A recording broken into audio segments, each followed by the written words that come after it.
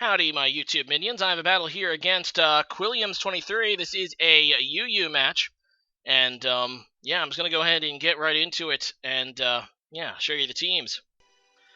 All right, so pretty standard UU stuff here. Should be an interesting one, and it ends up being an interesting one. Spoiler alert. I don't think that's really a spoiler, but let's go ahead and get into it. So Jacob is his name, and Putin is his game, apparently. No, I'm just kidding. That is a... Wait, let me get this right. Qwilliams, right? Qwilliams. That's how it's pronounced? I think it is. Some people gave me a hard time last time. But I lived with Entei. As he just goes for a Earth Power, which does hurt me quite a lot, and I missed the Stone Edge, which kind of sucks because I am a Choice Banded one. I think I could have taken it out, so... that is just sad. So he's going to go out into his Aggron, which is a nice switch in to a Stone Edge, obviously, as I go out into my Aerodactyl, which is not good for me because I don't have Earthquake on my Mega Aerodactyl. I probably should, but I don't. So I go into my Nidoking here as he goes ahead and Mega Evolves. It's pretty obvious who is his Mega Evolution.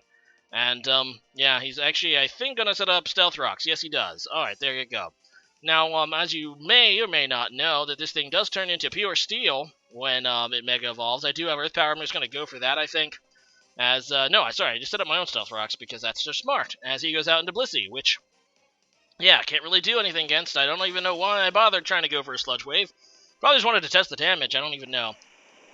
But yeah, he's going to go ahead and Seismic Toss, and yeah, he ends up getting a little more out of it than I do. Not to mention he has a reliable recovery, so that was kind of dumb. Waste of a turn, to be honest. So let's go ahead and switch out, and yeah, I'm just going to go back into my Mega Aerodactyl, which is not quite Mega yet, as he decides, I believe, to go for another Seismic Toss, but I do get hit by the Stealth Rock on the way in.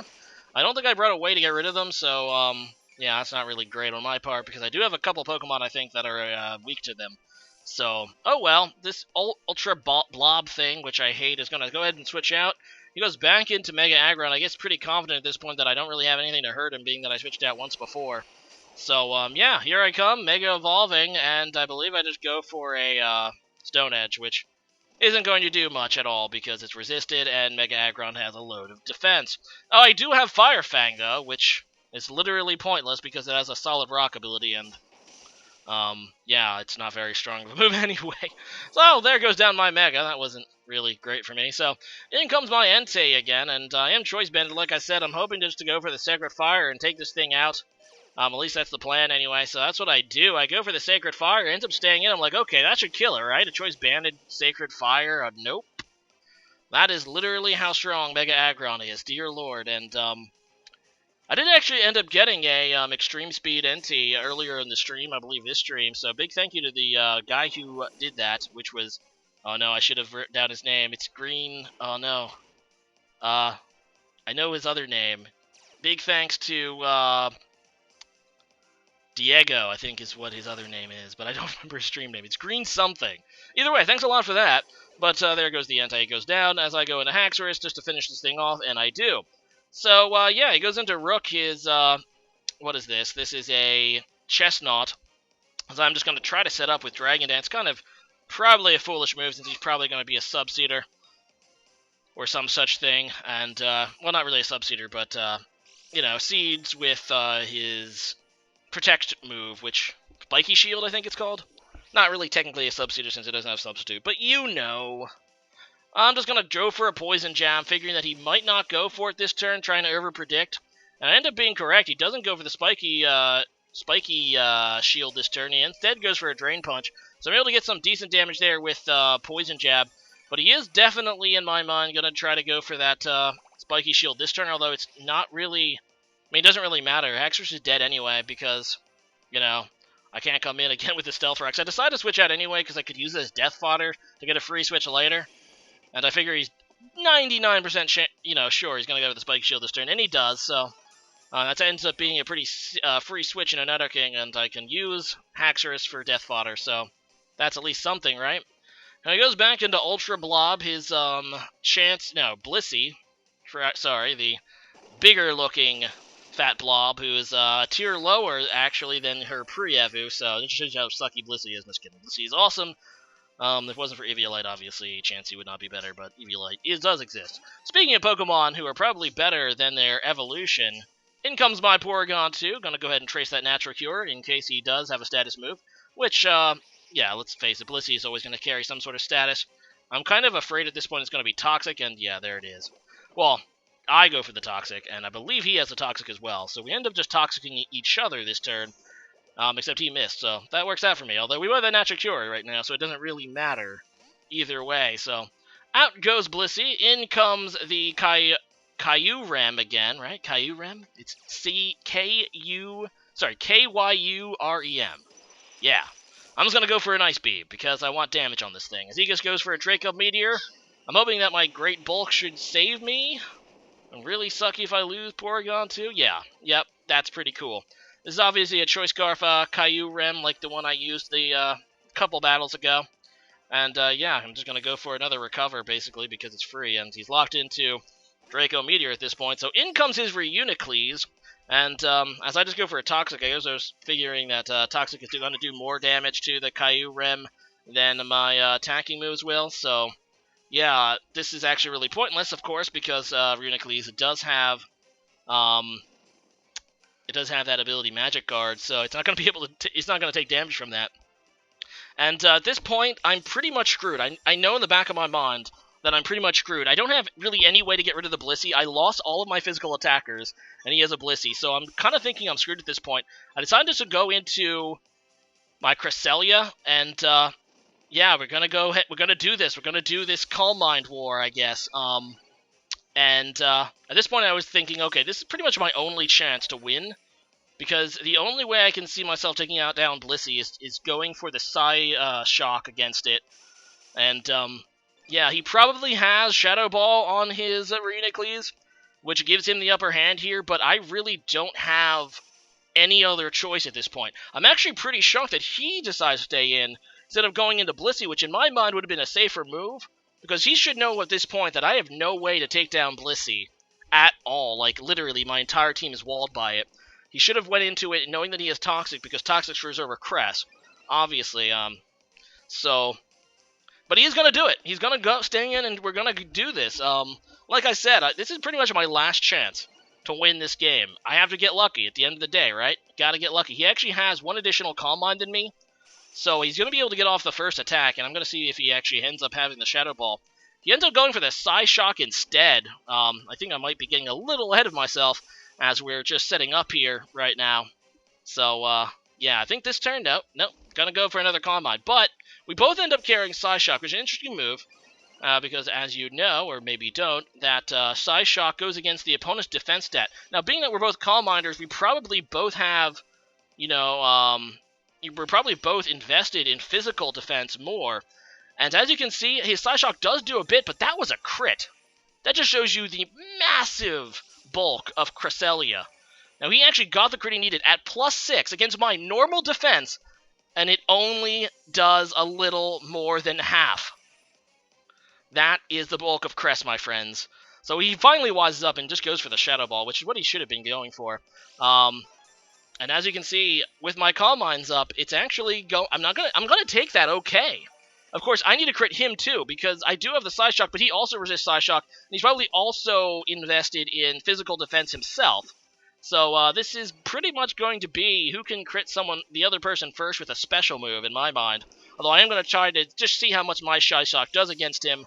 Now, Cress doesn't have the best special attack, so he actually has the advantage here in terms of attack strength. Reuniclese has a very high special attack stat, but I have the bulk advantage. Reuniclese is a bulky psychic type, but not nearly to the extent Cress is. So as you can see, it about evens out overall. I do have Ice Beam. I'm going to try to go for that, because in my mind, I mean, Psy Shock, I think I do eventually go for a Psy Shock. It doesn't really do that much to him, because he does have the resistance as well.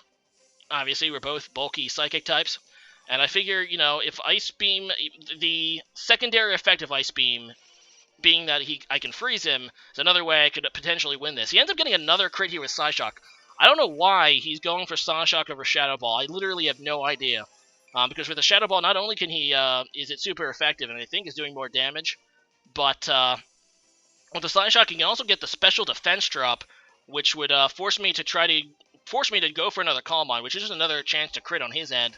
Plus, I'm pretty sure I die to a crit Shadow Ball, being my special defense is less invested on this Cresselia, being that I am a Calm Minder. So I would definitely die to a crit Shadow Ball, so I have no idea why he's messing around with a crit Psyshock, which he already saw can't kill me. So here I try to set up my own Psyshock, and as you can see, I do about as much as he does.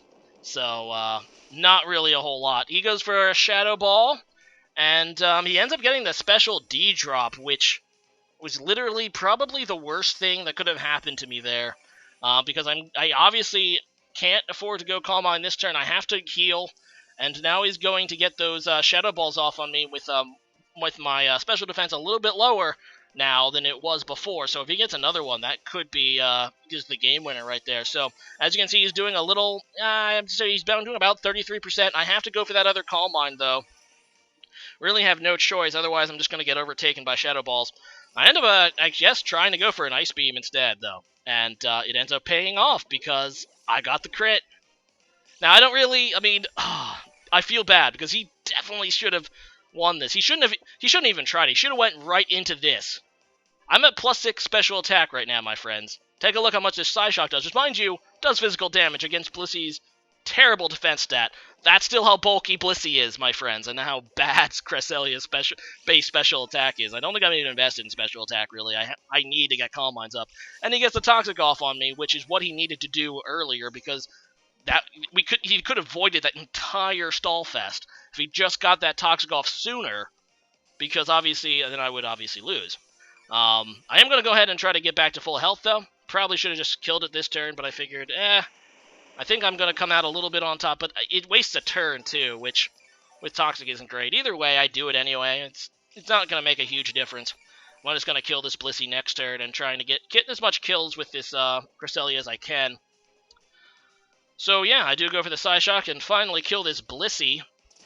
And I want to go back to the Runicles and Cresselia thing. He definitely had the upper hand. He had a better chance of coming out of that on top, but I had no choice. And in my mind, he made a huge misplay trying to go for that Calm Mind War. He didn't need to do it. It was my only chance to win the game, and he played right in my hand. So, yeah, there's definitely a game I should not be winning right now. Either way, he goes for the Glaciate against my Cresselia. As you can see, with my special defense boost, that does absolutely nothing. And that's going to go ahead and murder the Kyurem. And, yeah, Cresselia is looking pretty nice, although the Toxic Poison is starting to, get up there in damage. He goes back into Rook his, this thing, and he's probably just going to Spiky Shield me. I decided to switch out. I figured that I could probably get Cresselia back in later and get the Moonlight off to heal it. Obviously, I believe I can outspeed this thing anyway.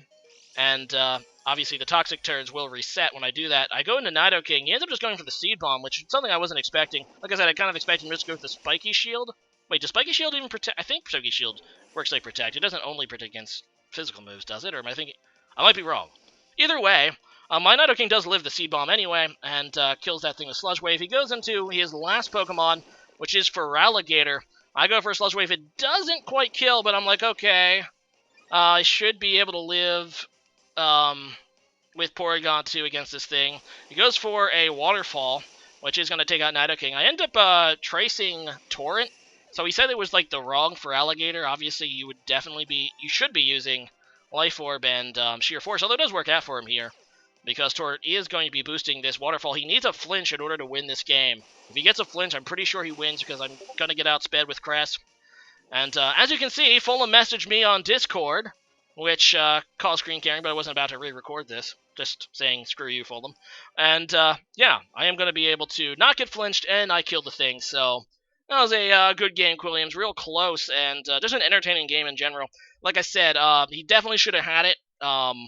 He definitely had the upper hand there. Like, there was nothing I could do against Blissey with my remaining Pokemon at that point. But, he made a misplay, and it cost him the match, and that sucks for him. But, yeah, just going to leave it on that note. Today's question of the day is, what was the type of egg you hatched most in any Pokemon game, or in all your Pokemon game experiences? Obviously, this question goes more out to the breeders out there than anything, but usually everyone, when they're breeding a Pokemon, gets stuck on a Pokemon that you just can't get a freaking good one from an egg.